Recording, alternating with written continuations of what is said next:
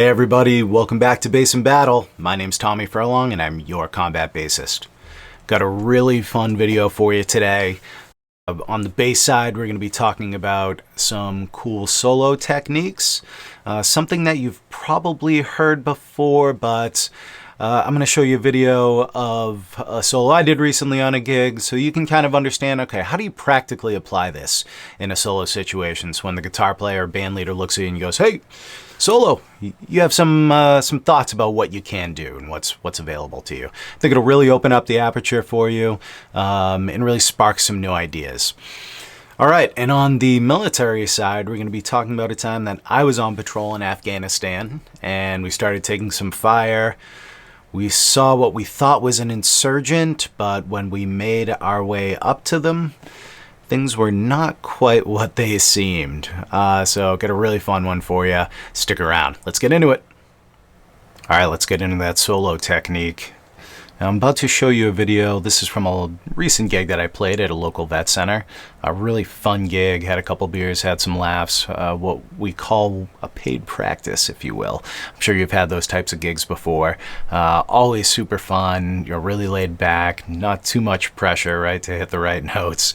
But the technique is something I'm sure you've heard before. Now, in this video, we're playing Benny and the Jets.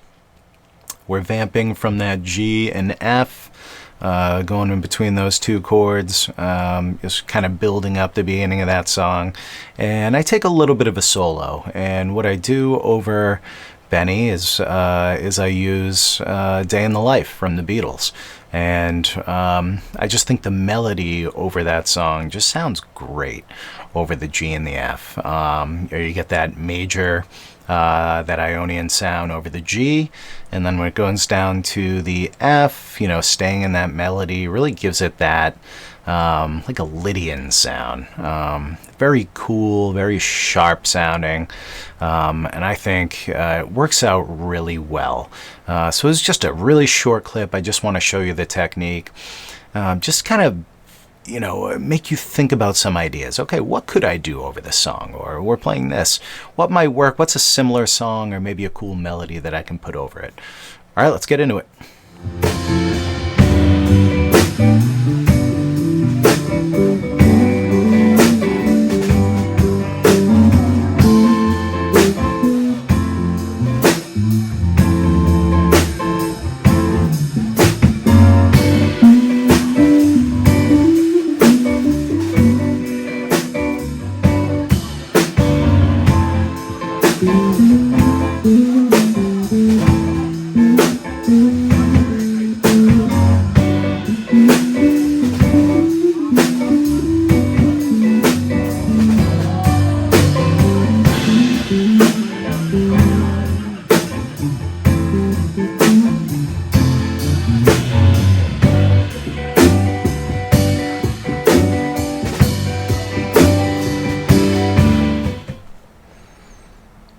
All right, there we have it. But I think this really highlights, okay, you don't have to play a lot of notes. You don't have to impress everybody all the time. You know, just going between that G and the F, you know, we're laid back, we're really feeling the groove, and just putting a nice smooth melody over the top, I think really takes it to that next level. So anyways, hope you enjoyed that, and let's get into the military story.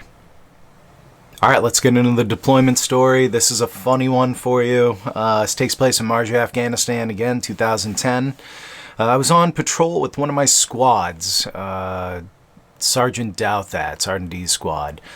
Great squad leader. It was about 12 of us on patrol, 12 Marines, and a handful of Afghan soldiers, maybe 5. We always did these combined effort patrols to make sure that, you know, the local populace saw, hey, the Afghan army and the U.S. Marines were working together. We were here to help them build the infrastructure. So and a lot of it was for the optics of it too, right? We wanted to make sure that the Afghans would be okay when we handed it over. Of course, that went a different way, but, you know, not like the work wasn't put in. Anyway, in Marj, Afghanistan, which is very lush, super lush area. Is in the southern part of Afghanistan, what they call the breadbasket, an area where it's mostly farmland, grow a lot of crops. Where I was in Marj was mostly poppy. This is obviously what you use to make.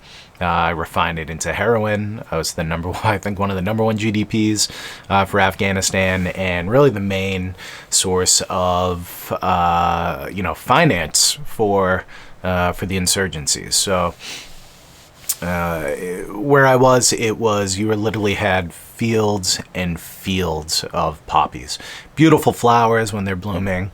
So you'd be walking through these fields, very lush fields, gridded out by canals. So anyway, we're in this field. There's a field here, there's a tree line, there's another field, and there's another tree line. And we're walking, through the field. We start taking fire from that far tree line. So we engage back, we start bounding up, and I see an individual in the next field over, and I get a suspicion about him. I think, okay, he's likely calling in our position, probably an insurgent, trying to spot for the insurgency, call out where the Marines are, talk the enemy onto the target. So I knew right away we need to make our way up to this guy. So we're engaging with the enemy, we're bounding up. Typically what happens is they will, insurgents in Afghanistan, they would shoot from really far away, like 500 meters away, take some pot shots, wouldn't engage too long, and then they would flee because they didn't want to get into a significant engagement with the United States Marine Corps. They were going to lose. So we're dodging bullets. We're running up to this strange man in the field. Fire stops. They beat feet. So now we're just kind of bounding up to this guy in this next field over. Finally make our way over to him, and he is looking really strange, just kind of looking at us like this. I grab my linguist. We used to call them interpreters, terps. Call them linguists now. Maddie, who is awesome, loved Maddie. Type of dude that would pick up a rifle, in a firefight, shoot back. Just an awesome, solid dude. So I grabbed him. I said, "Matt, we need to talk to this guy." So we go up. We start engaging with the guy, and he's kind of looking at us. He's looking down. He's got a shovel in one hand. And I want to know, I tell Maddie, I want to know where his weapon is or where his spotting gear is and what he's doing out here in this field, just standing there while bullets are flying by him. So they talk a little bit. He's kind of answering like this and kind of talking down to me and kind of looking at me, a tall guy. And they say a few words, and Maddie turns to me and he goes, "Sir, he is high." And I was like, what the fuck, right? Because we just risked our lives. We were engaging with the enemy anyway, but it's the fact that we ran up to this guy and he was just this fucked up dude in the middle of a field, like shoveling dirt, right? Was insane, right? And that was sort of a light bulb moment for me. One of those times where you think while you're there, it's, what am I doing here? Why am I here? What good are we doing? Why am I risking my life and the lives of my men for nothing, right? So it was really one of those light bulb moments for me. It's something while you're on deployment, you really have to kind of push those thoughts aside. You just have to continue with the mission. But it was really one of those times where I really started to question my service and the mission in Afghanistan, where when you look back, the mission was, what was the mission? I don't know. So anyway, kind of a funny story for you, we're all laughing about it afterwards, but just kind of, at that moment I was pretty pissed off. So anyways, that's the story. I hope you enjoyed it. Got a lot more stories ahead. Got some funny ones for you, some sad stories, some really informational stories. We're gonna have some dialogue about what it means to serve. Thoughts on the political aspects of serving.